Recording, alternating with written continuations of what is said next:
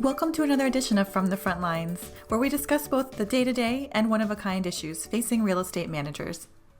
Our topic today is rent assistance. I'm here with Ted Thurn, our Director of Government Affairs, and Taryn Lewis, Director of Compliance at BH Management Services. Welcome, both of you. Thank you. Thanks, Suzanne. So let's start it off. And Taryn, can you just provide us of who BH Management is? Sure. BH is one of the top management companies in the U.S. We are the 9th largest property management company. Right now, we have over 300 properties in 27 states. We're a pretty large property management company. Wow, that is large. And can you tell us what BH has done to secure rent assistance for its residents over these past several months? Sure. Recognizing that there was going to be a need to really get ahead of the programs before they were issued, knowing that the Consolidated Appropriations Act funds were going to be coming, and then, figuring that the new administration would also have a rent assistance component. What we did is we created a rent assistance task force within our company. And we charged the folks on the task force with contacting rent assistance administrators and asking them to form relationships. And we did this in early January, where we introduced ourselves and we got an understanding of the program requirements. And then, as I said, we developed relationships. What we also then did was we worked with rent assistance administrators and we gave them feedback on their program requirements that would essentially cause an owner the ability to kind of pause and decide that maybe that rent assistance program wasn't going to work for them or their residents. And so we were able to give feedback, and some programs were actually changed because of some of the feedback that we provided. We introduced our residents to the idea that the landlord would be applying on their behalf for rent assistance. And so that allowed us to build some trust with our residents, so they knew, that we were doing this for their benefit. We also continued to offer payment plans to our residents. That is something that we had started doing at the onset of the pandemic, but we continued to offer payment plans, and we still do, for any resident who doesn't qualify for rent assistance. We also then reminded our residents on a very consistent basis of the fact that there was rent assistance out there. Because every program is so different in every state or county, there are some programs that weren't allowing a landlord to apply on behalf of the resident. And so we tried to share with our residents what programs were out there and the availability, so that they were constantly aware. There's things out there, go apply, and we'll complete our process as well. We also then applied for assistance on behalf of our residents. And then we created a one source place where any rent assistance program that was found by our task force, we created a point of contact that had to review all of the rent assistance programs, and that would be me. And so since January, I've reviewed over 252 rent assistance programs. And what I was looking at was the logistics and their fine print to make sure, what was required of the landlord if we accepted those funds. Not all of the 252 programs that I reviewed were from the emergency rental assistance program. Some were churches, local charities, et cetera. But I reviewed 252 programs to see how we could utilize them to assist our residents. I mean, that's just amazing.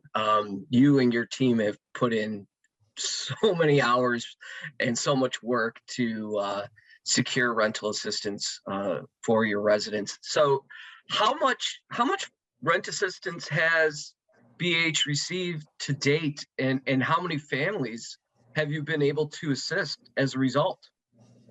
So we started, in 2020 when the CARES funds were provided. We assisted about 2,700 families in remaining in their homes, and we received about a little over $5 million in rent assistance.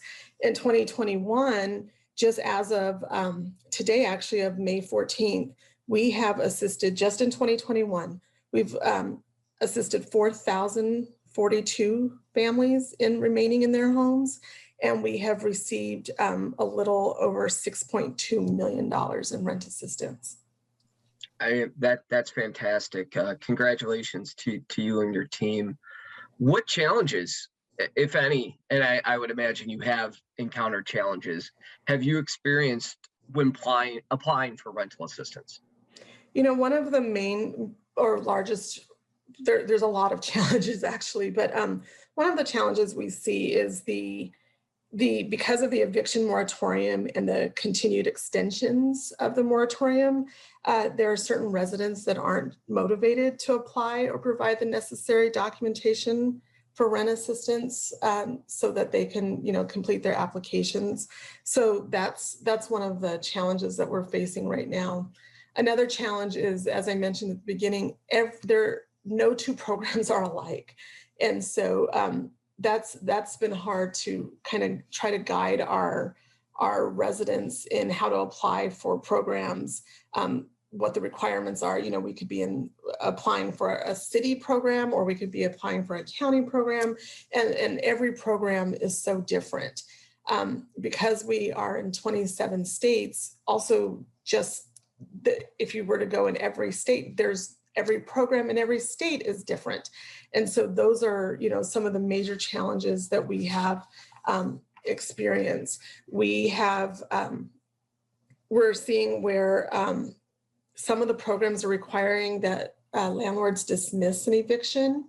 And they're asking us to dismiss an eviction at the onset, at the time of application submission, which makes it really difficult to, submit an application if a resident doesn't complete their portion, we're now dismissing an eviction, where maybe a program should be designed that we dismiss the eviction once we're made aware that the application was approved, or that we're made aware that funds are on their way, instead of at the onset of the application. I think that there's some language that could be changed in certain programs.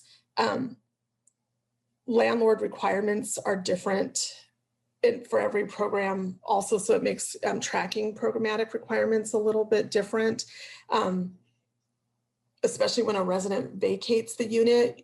Some programs will allow us to apply the funds to the date in which up through the date in which the resident moved. Some will allow us to apply the funds through the month in which the resident vacated the unit, and some want us to return the funds if the resident's no longer in the unit. So just trying to make sure that we're in compliance with all of the program requirements can be a little bit difficult. Yeah, I would imagine that. That's probably an understatement. Building off of your statement on the different programs and the many different programs out there, and we're hearing that some are better than others, mm-hmm. What rental assistance programs would you say have got it right? I always tout the program in the state of Virginia. That program started in 2020, and not much of that program has changed, which is great. Some of the programs from 2020 are now very different in 2021, but Virginia's program has stayed fairly consistent. It's a program that they've worked really quickly. Their turnaround time is really quick. The documents that are required of both the landlord and the resident are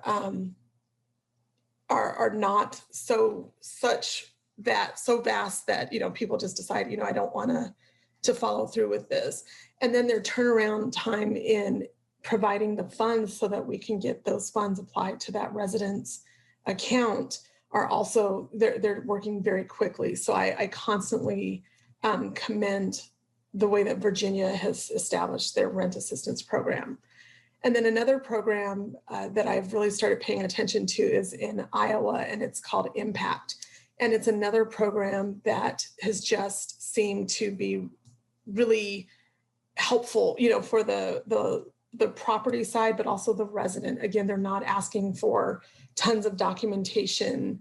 Their turnaround is really quickly, but also their response time is very quick. If you have a question, you're able to reach out to them and ask questions and they respond. So, those are things that are also really important when you're, when you're applying for assistance, and you may have questions, but more than likely a resident may have questions. So it's really important that there's someone we can direct them to that they can actually talk to.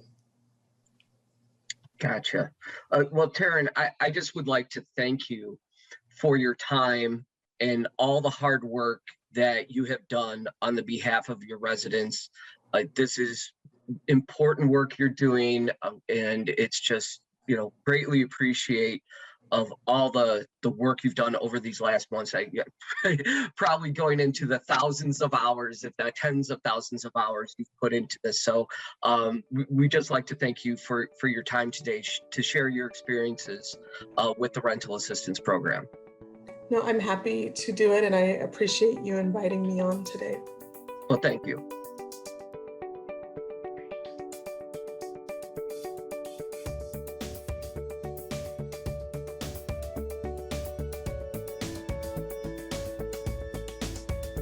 Visit irem.org for more knowledge to take on real estate management's most dynamic challenges. That's www.irem.org.